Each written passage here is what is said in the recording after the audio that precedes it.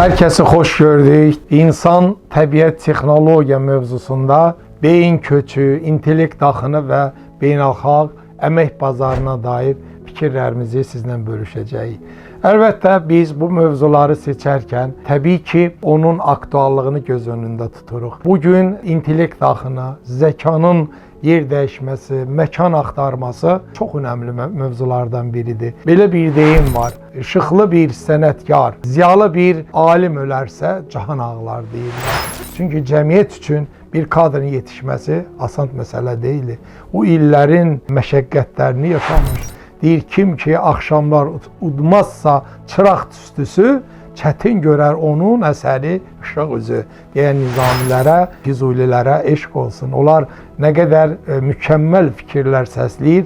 Niyə? Çünki sənətkar bir alim, sənətkar bir ziyalı dünyasını dəyişərsə, cahan ağlar fikrində hər şey yatır. Bu bir sətir nə qədər arxasında böyük əsərlər qoyur. Elə bir sənətkarlarımız, elə bir dahilərimiz, elə bir ağıl sahiblərimiz ölkədən gedərsə, indi baxın, nə qədər bir boşluğa düşmüş oluruq. Çünki intellektin itkisi asan bərpa olunan məsələ deyil. Düşünün, bir qurumu, bir infrastrukturu mükəmməl olan müəssisəni təsəvvür edin. Zəkası yerində olmayan bir insana həvalə edərsən, idarəetmə axsıyar, çökər müəssisə.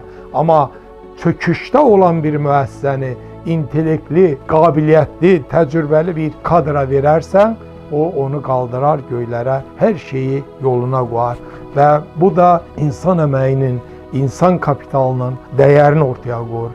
Bəli, bir kadr, bir insan ancaq onun dəyərini bilənin yanında qiymətlidir deyən Mövlana, insana, kadra, zəka veriləcək dahilər, böyüklər, filosofların devrini xatırladır, anımsadır və nə qədər də insan özünü o fikirlərdə tam tapır. İnsan, təbiət, texnologiya dərkən də biz bir giriş etdik ki, bu zəkanı nədən bunlar bu qədər bu kontekstdə işıqlı düşüncələrin izində axtararkən, elə işıqlı düşüncə dərkən elə zəkadır. Zəka nurdur.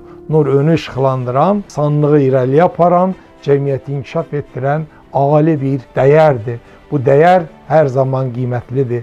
Adına dəyər dediyimiz bu zəka əgər köç edərsə, səbəblər var, araşdırılmalıdır. Niyə köç etsin? Nədən o yer dəyişsin, məkan axtarsın, şərait və şərtləri qiymətləndirsin? Çünki insan sosial varlıqdır.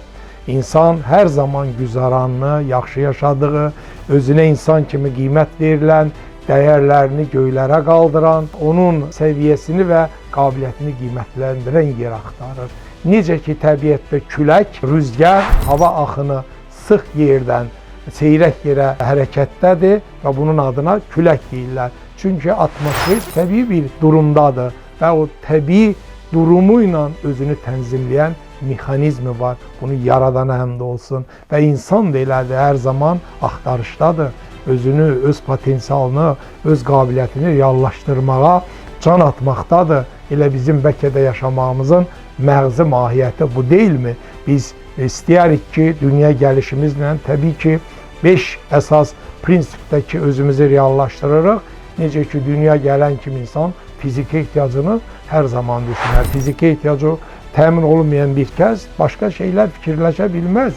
Ona görə ikinci mərhələdə özünün güvənli, sosial, təminatlı və təhlükəsiz, rahat bir yerdə reallaşdırmağı düşünər. Hər ikisi təmin olunan bir yerdə insan səcərəsini axtarar, sosial statusunu müəyyən edər ki, mən kiməm, hansı ailədən, hansı səcərədən gəlirəm və buna görə də növbəti bir mərhələdə məslək seçər, özünə bir gələcək və bir gün, bir hədəf müəyyən edər ki, mən mühəndis, həkim, təbib, loğman və s. bir məsləkdə nə iz qovq etməliyəm və son 5-ci zirvə özünü reallaşdırma. İnsan özünü harda reallaşdıra bilər? Ona yaradılan münbiş şəraitdə, yaxşı şəraitdə, dəyər verilən yerdə, istər insan həm maddi, həm mənəvi dəyərlərin kontekstində, vəhdətində özünü mələk misal hiss edir, rahat hiss edir. Sonra təbii ki, özü ilə bərabər ailəsi və onların bu durumda əlaqədar edən məsələləri onu düşündürür. Bir intellekt, bir zəka çalışırsa, bunu təbii ki, maddiyyətdən asılılığı götürülməlidir. maddiyet intellektin düşünce yolunda bir maniyedir. Biz maddiyeti həll ederken tabii ki mənəviyyat maddiyetten doğur. Bunlar birbiriyle sıx bağlıdır. Alim bir zeka sahibi eğer maddi sıkıntı geçirirse o düşünebilmez. Onun düşüncesinin önünü açan teminatdır. Teminatla verilen yere tabii ki akın olur ve buna da beyin köçü değiller. Onu kınamak olmaz, ona şerait yaratmak lazımdır. Kınamaktan çok onun geldiği erseye çıkardığı seviyeni derk etmek lazımdır ki onun gözünün nuru, koyduğu emek, sermaye özü bir bilik iqtisadiyyatının bir parçasıdır. Nedir bilik iqtisadiyyatı? Biliklerin yarattığı bir əvəz olunmaz, tükenmez bir servettir. Bilik zaten arttıkça, xərcləndikcə zenginleşen bir qeyri-maddi dəyərdir. Biliyə qiymət biçmək şərtidir. Biliyin qiymətini bilmək, o ancaq bilik sahiplerine, onun ustadlara rəhmət, onlara xas ali bir dəyərdir. Ona göre de ben deyərdim ki, intellektin axınında bu tip amilləri diqqətə alsaq, bugün indi texnologiya keçid edəcək. Biz hal-hazırda mövzunun girişinde insan faktorunu qabartdıq. Bəli, hər şey kadr əllidir. Kadr yerindəsə o yine bütün cəmiyyət arxasınca lider keyfiyyəti ilə mən yox biz deyərək, bizi birləşdirərək və o dəyərlərə dəyər qataraq cəmiyyətin önündə təqdirə layiq mələk misal bir əsərlər qura bilər. Ona görə Arif odur deyir, arxasında qoya bir əsər, əsər olmayanın yerində yerlər əsər deyən böyüklərimiz hər zaman biliyi, qabiliyyəti, zəkanı, mərifət və ədəbi en öne çəkmişdi. İndi biz düşünürük, dilema qarşısında qalırıq. Bunu harda biz reallaşdıraq? Az əvvəl dediyim 5 kriteriyada insan özünü mükəmməl hiss edir. Əgər fiziki ehtiyac çatmırsa, o necə özünü reallaşdırsın, kimliyini axtarsın və ya özünü təminatlı, özünü təhlükəsiz hiss etmirsə, o necə irəli addım atsın? Bu, bəli, problemin mahiyyətidir. İndi gəlin, texnologiya keçid edək ki, texnologiya bu beyin köçünə ne kimi töhfə verir? Bəli, inkişaf etmiş ölkələr bugün ağıllı insanları təşviq edir, proqramlar qəbul edir və o ağıllı insanları bilir ki, onlara verilən dəyər, qiymət onların iqtisadiyyatını qaldıracaq. Çünki birbaşa təhsilə, elmə yatırılan sərmayəni götürüb gedir. Bir insan, bir tələbə, bir şagird bağçadan tutmuş, ali təhsil, sertifikatlı bir səviyyə gəlməsi üçün görün nə qədər maddi və qeyri-maddi dəyərlər xərcləyir. Yəni o kadrımız beynin köçü həm maddi itkidir, həm bilik iqtisadiyyatının arxasından çəkir, həm də qeyri-maddi dəyərlərin itkisidir. Sən insan potensialını yönləndirirsən, insan potensialını itirirsən, onun yarasan da olmaz. Odur ki, bir kadrın ərsəyə gəlməsini dəyərləndirən beyinlər, işıqlı zəkalar onun dəyərini də vermiş olur və ona görə də inkişaf etmiş ölkələrdə insan potensialına, insan kapitalına yönəli proqramları məqsədə uyğundur. Bu yöndə onlar bugün Kanada'nın 1.300.000 ağıllı insanlara brain drain dediğimiz beyin köçü, zeka axınını yönündə maliyyələşdirirlər. Niyə? Çünki o maliyyə gec-tez həndəsi silsili ilə onun iqtisadiyyatına gəlir gətirəcək. O ağıllar onları rəqabətə davamlı, müasir, smart bir dünyada baş çıxardacaq. Bugün 5-ci sənaye inqilabının biz qapısındayıq, 4-ün pikindəyik. Süni zəka tüğyan edir, insan ağlı zəkası təqlid olunmaqdadır. Biz AI'ın bu yeni robot üzərindən yarattığı bilik iqtisadiyyatında rolu və yeri yenə insanın, təbii zekanın düyməsinə bağlıdır. Və bu təbii zekanın düyməsi yenə intellektə verilən qiymətdir. Texnologiya ilə birbaşa inteqrasiya olunub. Ağıl edir, ağıl idarə edir. Biz süni zekaları bugün bəzən yeni şiirlər yaradacaq, yeni şərtlər yaradacaq, yeni ixtisarlar yaradacaq. Böyük bir həyacanla izləyirlər ki, nə edirsən əlinin altında ali premium versiyada süni zeka bir asistantdır, bir yardımcıdır, her şeye qadir. İndi bütün cevaplar var, elektron formatda her şey internetdədir. Bir Google edersən çıxar, AI'ya bir prompt deyərsən, sorğu edərsən verər. Yəni indi cavablar var, sualı vermək tələb olunur. Sualı qurmaq məharət istəyir və buna görə də belə bir əsrdə texnologiyanın bu inkişafında intellektin əvəzsiz rolu, onun köç etməsi böyük bir faciədir. Bəli, birbaşa təhsildən qoyulan sərmayənin etkisi, bilavasitə isə bilik iqtisadiyyatına qeyri-maddi dəyərlərin etkisi kimi səciyyələnir. Odur ki, indi keçək üçüncü bir məsələyə. İnsan, texnologiya və təbiət. Təbiət təbii ki, bunların hər ikisinin vəhdətində, hər ikisinə tarazılı, balanslı hər zaman şərait yadır. Çünki bizim bütün nicatımız, bizim həyata baxışımız, ruhsal halımız, hər şeydə rahatlıq tapmamız təbiətlə bağlıdır. Bunun üçün üzvü bağlıdır. Və ona görə də insan hər şeydən öncə insana verilən dəyər, əməyini, intellektini, qabiliyyətini, sertifikatını illərlə ortaya qoyduğu mərifəti, qabiliyyəti dəyərləndirməsini istəyir. Bu təbii deyilmi? Və bu təbii gedişdə də dünyada axtarışdadır, özünü reallaşdırmaqdadır və o yolda onu heç kimsə durdura bilməz. Çünki sərbəst bir insan düşüncəsi, insan yer üzündə Allahın ən yaratdığı əşrəfli bir nümayəndəsidir. Allahdan yansıyan bütün dəyərlər insanda bərqərar olub. Ona görə də insan faktorunun, insan amilinin ön planda olması cəmiyyətdə, xüsusi olaraq inkişaf edən ölkələrdə proqramlarla və xüsusi şərt imtiyazlarla önə çəkilir ki, onlar onun dəyərini bilir. Zər qədrini zərgər bilər.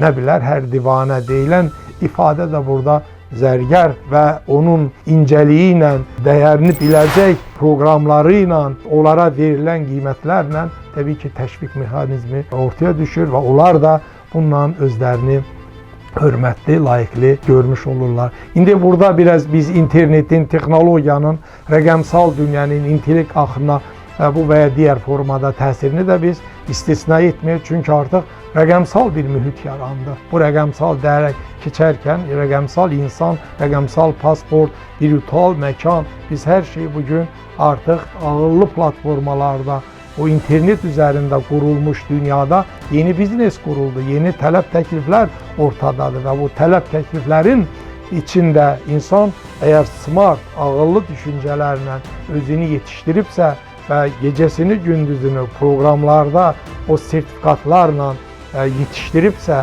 təlim, məşq, vərdişləri qazanıbsa, bu təcrübənin üzərində o mütləq yaxşı bir həyat şəraiti, özünə güzaran axtarması və onu reallaşdırması da onun bir parçasıdır. Bugün deyərdim ki, bu rəqəmsal köçdə də rəqəmsal miqrasiya termini çıxıb ortalığa. Nə deməkdir bu rəqəmsal miqrasiya? Yəni insan evində oturur, virtual məkanla inteqrasiya edir, qurur, interneti var. Bugün internet çox vacib bir tələbə çevrilir. Əvvəllər necə deyirdik, maşın, mexanizm bir ehtiyac edildi, bir zərurətdir. İndi internetsiz insan sanki bir boşluğa düşür. Bugün smart telefon insanın yanında olmayanda elə bilir ki, bir depressiv bir durumla qarşılaşır və özünü narahat hiss edir. Niyə? Çünki AI-ın, süni zəkanın imkanları insanlara nə istəyirsə sualını verir, cavabını alır. Əlinin altında çox ağıllı bir mənbədir. Bilik dəryasıdır, informasiya axınıdır, məlumat bugün selidir. Big data dediğimiz data emalı artıq bu ağıllı şəbəkələrin yanındadır və biz bunu virtual olaraq evimizə almışıq. Evimizdə də artıq ağılla, zəka ilə biz heç məkan da getmədən, məkan da dəyişmədən biz nə edə bilərik? Məsafədən tədris, telemedisin var, məsafədən müalicə, məsafədən tibb, məsafədən ömrü boyu eğitim, tədris, təlim, rəqəmsal öğretim mərkəzləri, bunların hamısı internetin gətirdiyi son yeniliklərdir. Yəni bugün nümunə olaraq deyərdim, Filippində və Pakistan'da, Hindistan'da bir ağıllı, smart düşüncelere sahip sertifikatlı kadr Almanya'da, eynilə də Kanada'da, Amerika'da çalışabilir. Hiç mekanda değişmeden, mekanda fərq etmədən adam öz biliyini, qabiliyyətini reallaşdırabilir. Heç üzünü də görməyib, nə təyyarəyə minib, nə bilet alıb, nə də ki bir mekandan digər mekana artıq pasportlar dəyişdi. Pasportlar smartlaşdı. İnsanın zekası məsafə qət edir. Pasport deyil, pasportlar kodlara çevrildi. Artıq kodlar programlanır, algoritmləri yazılır. İnsan zekası mekan tanımır. Onun miqrasiyası bugün şərtə daşıyır. Ona görə də zekanın qarşısı alınmaz. Zeka çünki işıqdır, zeka nurdur. Zeka bu baxımdan sərhədlər tanımaz.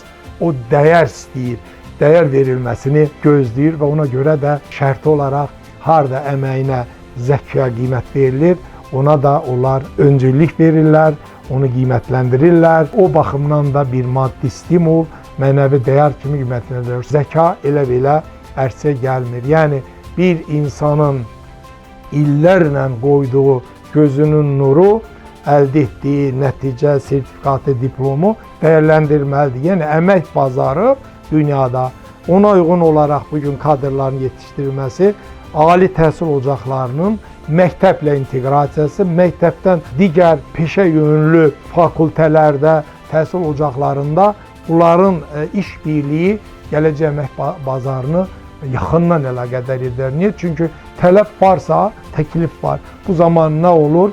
Həmin əmək bazarına uyğun olaraq tələbə məzun olarsa iş tapa bilir. Əgər onlar düzgün qurulmursa, yəni məzun çox, iş yeri yox. Bu nədir? Bu da yenidən iş yeri axtarmaq üçün miqrasiya, intellekt axını, insanlar daha fərqli yerlərə getməyə sövq etdirilir. Bu təhsil ocaqlarında kadrlara artıq praktik, ağıllı, təcrübə, bilik, bacarıq, vərdiş yönlü tərəflər aşılanmalıdır ki, onlar onu mənimsəyəndən sonra ona uyğun olaraq iş yerləri olsun. Çıxanda məzun dediyimiz kimi diplomunu alandan sonra ortada iş axtarmalı olmasın və onu dərhal universitetdə təhsil aldığı müddətcə belə keçdiyi təcrübə məkanlarda və müəssisələrdə yerini bərkitmiş olsun. Öncədən rezerv olunmuş kimi, yəni ehtiyatlanmış və gələcəyini də elə də stimul, motivasiya yönlü ki, mən artıq iş yerimdə olacaq, belə də sarılıb əmək cəbhəsində, bilik cəbhəsində özünü yetişdirmiş olsun. Həqiqətən biz əgər əmək bazarını düşünərək dövlət proqramına bu yöndə bizim xaricdə oxuyan, təhsil alan, ən irəli səviyyədə prestijli reytingli universitetlərdəki tələbələrimizi ölkəyə gətirmək üçün geriyə dönüş proqramlarında nə olmalıdır? İnnovasiyalar, yeniliklər, startaplar, əməyi qiymətləndirəcək, biznesi təşviq edəcək, azad bazar iqtisadiyyatı ilə vergidən azad, bu necə ki Dubayda, Silikon vadisində, Amerikada vergidən azad edirdilər, təşviq edirdilər və bu kadrları həvəsləndirirdilər. Müqayisədə daha çox stimul, motivasiyalı edirdilər ki, o kadrlar innovasiya yönlü, kreativ, yaradıcı ruhda gəlsin, ölkəyə töhfələr versin. Bu yöndə səfirliklərimizin, diasporanın, lobbiçiliyin fəaliyyəti də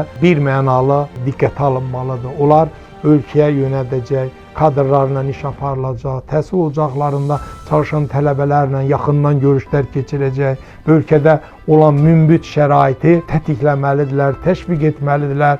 Bunlar bir-birini necə geri dönümlə, o feedback dediyimiz geri dönümlə bağlamalıdır. Bunların bir əksi olarsa, riyaziyyatda belə bir formul var. Nəyi sıfıra vursan sıfırdır. Çünki dəyər kəsb edən bir şey əgər varsa, var. Olmayan bir şey zaten sıfır. Sıfırı da nəyə vursa nəticə sıfırdır. Çünki insanın qeyd etdiyimiz kimi o ali dəyərləri, o uca varlıq kimi gözləntiləri həyatdan və yaşamdan təmin olmadıqda onu başqa yerdə axtarmalı olur. Bunun da adına deyirik ki, ağılın miqrasiyası, zəkanın köç etməsi, zəka yönünü təbii axarda tapar, axtarar və o axtarışda da özünü reallaşdırar. Eləcə də biz düşünürük ki, nəticədə bu tip aktual məsələlər ölkənin nömrə 1 məsələlərindəndir. Bunu düşünürük ki, gələcək cəmiyyət üçün onun öndə gedən işıqlı ziyalılarını biz təşviq etmək, bu proqrama maddi, qeyri-maddi dəyərlərin bilik saadətində rolunu dərk edərək qiymətləndirmək, stimullaşdırmaq çox öncül məsələlərdən, çox prioritet məsələlərdəndir. Və sonda ölkəmiz təbii resursları ilə tanınan bir ölkə və ölkə başçısının ifadəsi ilə deyərdim ki, bizim qara qızılı biz insan potensialına çevirəcəyik. Qara qızıl bitər, insan potensialı heç zaman bitməz. Çünki təbii resurslar xərcləndikcə azalar, intellekt, zəka, insan potensialına yatırılan yatırım heç zaman, əsla, o hər zaman parlayar. Ona görə insanlara verilən dəyər, zəka verilən qiymət hər zaman minarələr quracaq və ləl-cəvahirət yaradacaq xəzinələrə bədəldir və onun mütləq gec-tez sərmayəsini, bəhrəsini cəmiyyət görəcəkdir. Bu yolda işıqlı düşüncələrin izində həm təbiətə, həm texnologiya, həm insanlara ən xoş arzularımı diləyirəm. Vəhdətdə biz mükəmməlik, mükəmməliyin yolu bitməz. Niyyətin hara, mənzilin də ora. Cəmiyyətimiz ən layiqli olduğu yerlərə ağılın gücü ilə, intellektin, zəkanın, smartlik bacarığın yoğurmaqla gəlib çıxacaqdır. O ən arzu olunan səviyyədir. O səviyyədə bizim millətimiz köklü, təməli olan xalqlarımız layiqdir və ona da qadir olacaqdır. Təşəkkür edirəm diqqətinizə görə.